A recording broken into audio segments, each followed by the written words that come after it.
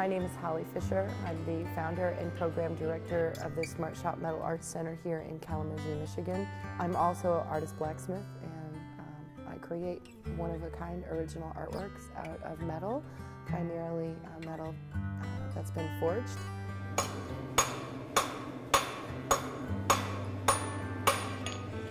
What we started with was a bar like this. It's 1 inch by 1/4 of an inch. And what I'm doing is forging it out into a taper, long and thin, like was used on the mane and tail and most of the other parts of Helios Runaway. We're taking about this much of the mass of metal, getting it hot, and tapering it out, so it'll get longer and thinner, okay? What's important is that I do keep that width as well. Always overlapping my hammer marks, always moving the metal in as controlled fashion as possible. Well, blacksmithing is easy to get fast results from if you're encouraged and taught in the right ways. Also, if your personality allows you to kind of succumb to the medium and understand that you need to do it metal's way. Outwardly stubborn and maverick people typically do not turn into good blacksmiths. However, good blacksmiths eventually turn into stubborn mavericks. As long as you have a sensitivity and a will to make things happen, you can be a good blacksmith. Here at SmartShop, I teach people how to use the forge to create art and other functional tools from the ages of about 9 until about 85. Just touching up the corners here.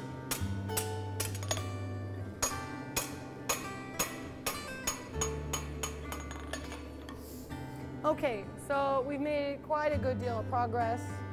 We've taken that rectangular bar, what used to be a rectangular bar, heated it up, and moved that metal out in a semi-controlled fashion and to get a nice long taper. Now what you're going to see me do is take that taper and stretch that and lengthen it, smooth it just a little, and then we'll curl it into a shape.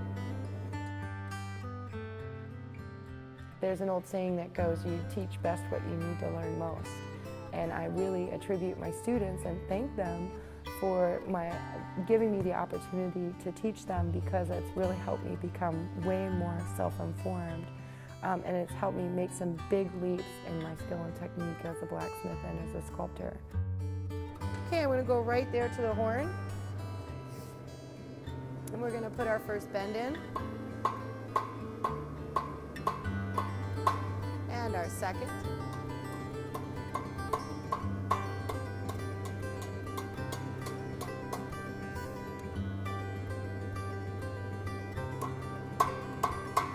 Flatten. Of course, you know, on the end of the taper, the metal is thinner, so it gets hotter faster and it gets cooler faster. So we have to make our decisions a little bit better, a little bit faster, and we're going to chase that shape all the way down. What happens in the metalworking studio is that our students encounter a degree of empowerment and proficiency. And when it's something that's as magical as blacksmithing, it really changes your perspective on the world and your perspective on yourself. And it starts to make you go about your life in a more confident way, in a more informed way.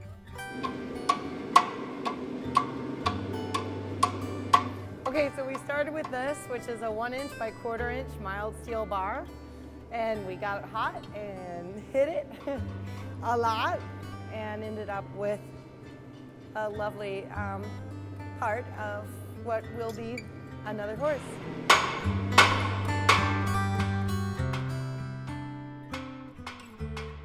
Thanks for joining me here in Kalamazoo, Michigan at my forge, and thanks for your time and attention, and I hope that you too will try your hand at blacksmithing someday.